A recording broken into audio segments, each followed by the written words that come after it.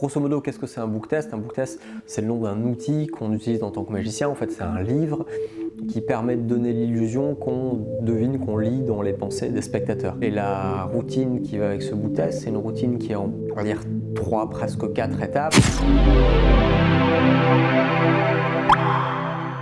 Alors, qu'est-ce qu'il a de particulier ce book test? C'est que c'est pas un book test, en fait, c'est une routine. Et souvent, les book tests qu'il y a sur le marché, ce sont des outils avec lesquels on peut faire beaucoup de choses et aussi souvent rien ou tout. Mais là, c'est vraiment fait pour faire que c'est une vraie routine de 7 minutes dans lequel il y a des rebondissements. Alors pourquoi on ne peut pas voir la couverture et connaître le nom du bouquin? C'est simple, c'est parce que c'est important de protéger ça comme outil magique. Ce que je peux vous dire, c'est 2 choses qui sont importantes. C'est que quand vous l'aurez en main, c'est un vrai bouquin, c'est-à-dire qu'il a vraiment été fait dans les règles de l'art, de l'impression d'un livre, donc on jurerait que c'est un bouquin, c'est sûr. Et la deuxième chose, c'est que c'est un titre qui est très connu. C'est un best-seller international qui a été vendu à plusieurs millions d'exemplaires et qui est très connu. Donc grosso modo, pour revenir sur la routine, donc la première phase, on devine un mot que le spectateur a regardé dans le livre. Pour le deuxième mot, on commence à en deviner quelques lettres, mais on se trompe. Donc les spectateurs sont surpris, on a deviné quelques lettres, mais on s'est trompé. Tout de suite, on enchaîne sur le troisième mot, et le troisième mot, au-delà de le trouver, c'est-à-dire ce à quoi s'attendent les spectateurs, c'est qu'on devine les troisièmes mots, et ben on va au-delà de leurs attentes, c'est-à-dire qu'on devine dans un dictionnaire où se trouve le mot, c'est-à-dire la page, la colonne et la référence exacte. Et donc les spectateurs sont encore plus surpris parce qu'ils ne s'attendaient pas sur la troisième phase à ce qu'on devine la référence dans le dictionnaire qui est une référence plus incroyable. Et au moment où ils pensent que tout est fini, il y a un twist, c'est-à-dire que le deuxième mot sur lequel on a commis une erreur, on demande au spectateur quel était le mot auquel il pensait, il répond et on reprend ce qu'on avait écrit, c'est-à-dire l'erreur qu'on avait commise, et on le retourne, et c'est un ambigramme, c'est-à-dire que c'est un mot qui dans un sens se lit et puis dans l'autre sens c'est un autre mot, et on se rend compte que l'ambigramme c'est effectivement le mot que le spectateur a choisi. Et à nouveau on va au-delà des attentes des spectateurs et ça fait une révélation, un truc de dingue. Il y a une des révélations à l'intérieur de la routine qui se fait dans un dictionnaire, on devine la référence, c'est-à-dire la page, la colonne et le mot où se trouve exactement le mot dans le dictionnaire. Et puis il y a un petit bonus, c'est-à-dire que si vous voulez faire ça, il y a aussi un dictionnaire en ligne que tous les spectateurs peuvent consulter directement sur leur téléphone portable, où vous donnez pareil, sur un site d'un dictionnaire en ligne, vous donnez la référence exacte de la page où ils peuvent aller trouver le mot que vous avez deviné. Le site sur lequel on envoie les gens, c'est un site de dictionnaire standard. D'ailleurs, je pense qu'il n'y a pas, on peut le dire, ça s'appelle ledico.org,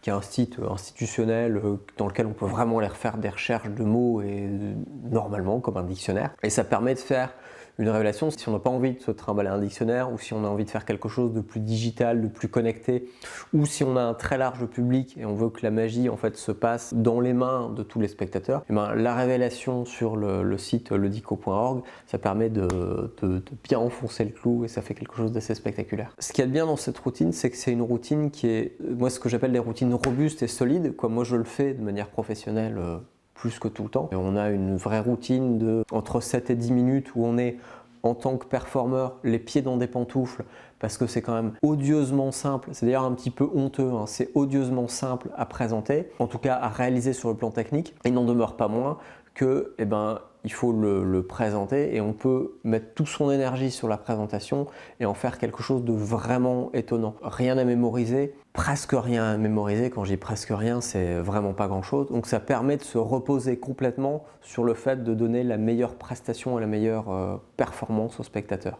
Un des points importants sur ce book test, c'est qu'en fait il est designé pour être fait en close-up.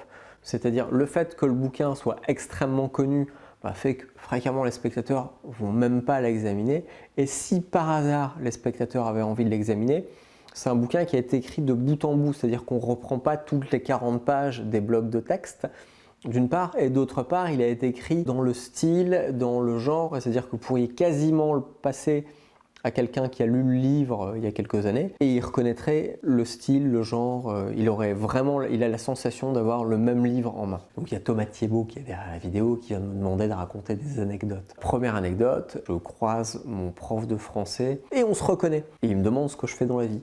Et il se trouve que je venais de recevoir les book tests peu de temps. Et je lui en tends un.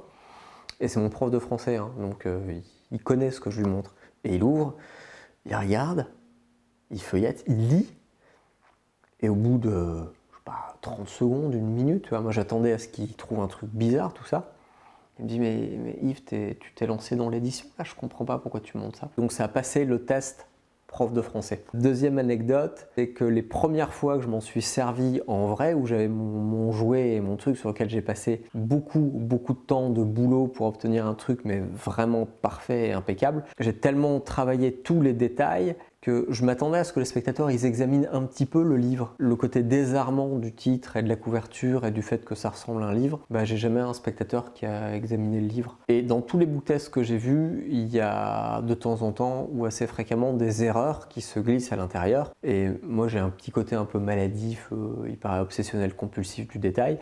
Mais pour qu'il n'y ait pas d'erreur, c'est simple. J'ai contacté quelqu'un dont le métier c'est de faire des petits programmes informatiques. J'ai vérifié en fait tous les points qui font le livre et qui font ses fonctionnalités ont tous été checkés. Ce qui m'a poussé à créer ce book test, c'est simple, c'est que sur le marché il y a des tas de choses qui sont très bien, mais il n'y a pas des choses qui me correspondaient, qui faisaient en fait que je pouvais faire la routine dont je rêvais, c'est-à-dire ce côté où les gens vont vivre des émotions, où on arrive à trouver un mot, puis on se trompe sur le deuxième, puis on révèle le troisième, c'est extraordinaire, puis on remonte que on n'avait pas commis une erreur, et c'est encore mieux. Et il y avait rien sur le marché qui me permettait de faire ça. Il y a des choses qui me permettaient de m'en approcher, mais qui ne correspondaient pas en termes d'outils à ce dont moi j'ai besoin en close-up, c'est-à-dire avoir quelque chose de robuste et qui est vraiment examinable. Et l'autre chose, c'est que souvent les book tests qu'on trouve, il y a beaucoup c'est ce que j'appelle moi des memory tests, c'est-à-dire on demande aux spectateurs de regarder une page ou de donner un numéro de page. Et en fait, l'explication pourrait être simplement qu'en fait on a mémorisé tout le livre. Et moi, je veux vraiment pas que les spectateurs fassent un lien quelconque avec les numéros de page. C'est pour ça que dans la routine, à aucun moment on demande aux spectateurs d'ouvrir le livre à une page spécifique ou à aucun moment on fait référence à un numéro de page. Donc c'est un outil que moi j'utilise, je l'ai présenté en public devant des vrais gens plusieurs centaines de fois et quand je dis plusieurs centaines, à mon avis, il y a beaucoup de centaines. On est les pieds dans des pantoufles et on peut se concentrer juste sur délivrer la meilleure performance parce qu'on sait que l'outil est hyper fiable.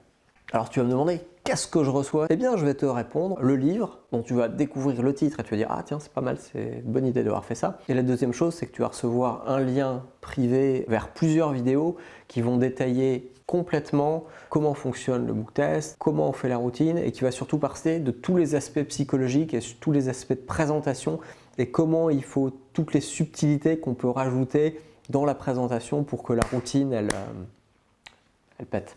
Donc le bon plan VM, qu'est-ce que c'est?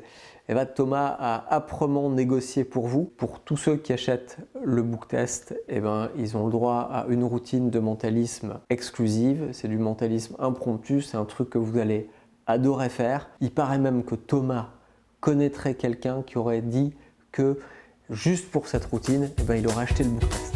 Mais je ne sais pas si c'est vrai.